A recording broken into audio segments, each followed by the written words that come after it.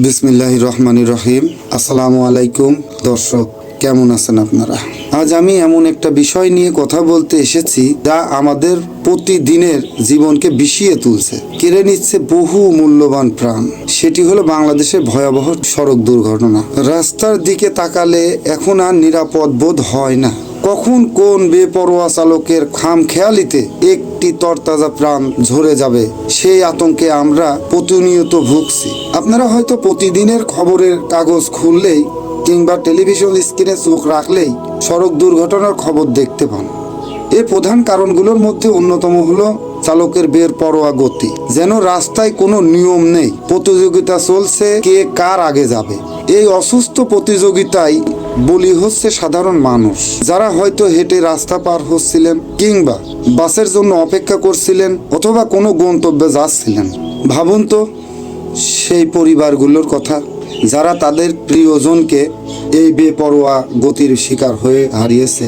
একটি বেপরোয়া সিদ্ধান্তই একটি পরিবারের স্বপ্ন ধূলিসাৎ করে দেয়। শুধু বেপরোয়া গতি নয়, অনেক চালক এবং গাড়ির মালিক আইনের তোয়াক্কা করে না।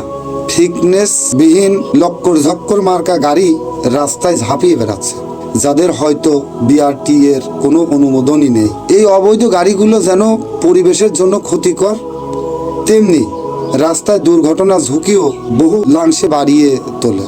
কোথায় আমাদের আইন, কোথায় আমাদের প্রশাসন? কেন এই অনুমতিবিহীন গাড়িগুলো দিনের পর দিন রাস্তায় চলছে? আরও একটি উদ্বেগের বিষয় হলো আইনের দুর্বল প্রয়োগ। অনেক ক্ষেত্রে দেখা যায় দুর্ঘটনার পরেই অপরাধীরা সহজেই পার পেয়ে যায়, হয়তো অর্থের বিনিময়ে, হয়তো কোনো প্রভাব খাটিয়ে। যখন অপরাধীরা শাস্তি পায় না, তখন অন্যরাও একই কাজ করতে উৎসাহিত হয়। আইনের শাসনের দুর্বলতা এই নৈরাজ্যকে আরো বাড়িয়ে দিচ্ছে। আমরা কি একটি সভ্য সমাজে বাস করছি, যেখানে একটি তাজা প্রাণ হারানোর পরেও অপরাধী বুক ফুলিয়ে ঘুরে বেড়ায়? এই ভয়াবহ পরিস্থিতি কেন আমাদের বেরিয়ে আসতে হবে? এর জন্য জরুরি কিছু পদক্ষেপ নেওয়া প্রয়োজন। প্রথমত, ট্রাফিক আইন কঠোরভাবে প্রয়োগ করতে হবে।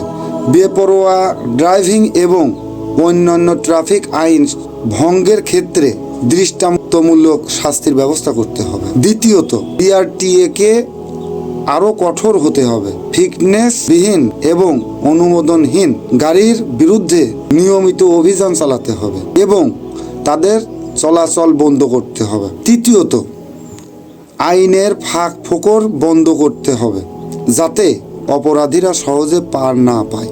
বিচার প্রক্রিয়া দ্রুত এবং নিরপেক্ষ করতে হবে। চতুর্থত, চালকের প্রশিক্ষণ এবং সচেতনতা বৃদ্ধির জন্য নিয়মিত কর্মশালা আয়োজন করতে হবে। পঞ্চমত, পথচারীদের জন্য নিরাপদ রাস্তা এবং ফুটপাত নিশ্চিত করতে হবে। আমাদের মনে রাখতে হবে প্রতিটি জীবন মূল্যবান, আর একটিও প্রাণ যেন এই বেপরোয়া গতির শিকার না হয়, সেটাই আমাদের লক্ষ্য হওয়া উচিত। আমি বিশ্বাস করি আমরা সবাই মিলে চাইলে এই অবস্থান পরিবর্তন ঘটাতে পারি। আসুন আমরা সবাই সোচ্চার হই। দাবি জানাই একটি নিরাপদ সড়কের জন্য, যেখানে আমার সন্তান নিরাপদে স্কুলে যেতে পারবে, আমার বাবা মা নির্বিঘ্নে রাস্তা পার হতে পারবে এবং আমরা সবাই নিরাপদে আমাদের গন্তব্যে পৌঁছাতে পারব। আপনারা এই ভিডিওটি শেয়ার করে অন্যদেরকে সচেতন করুন। হয়তো আপনার একটি শেয়ার বহু মানুষের জীবন বাঁচাতে পারে। আজ এই পর্যন্তই। সবাই ভালো থাকুন, সুন্দর থাকুন, সুস্থ থাকুন, নিরাপদে থাকুন। আমার ভিডিওর মধ্যে যদি কোনো ভুল ত্রুটি হয়ে থাকে ক্ষমা সুন্দর দৃষ্টিতে দেখবেন। আল্লাহ হাফেজ।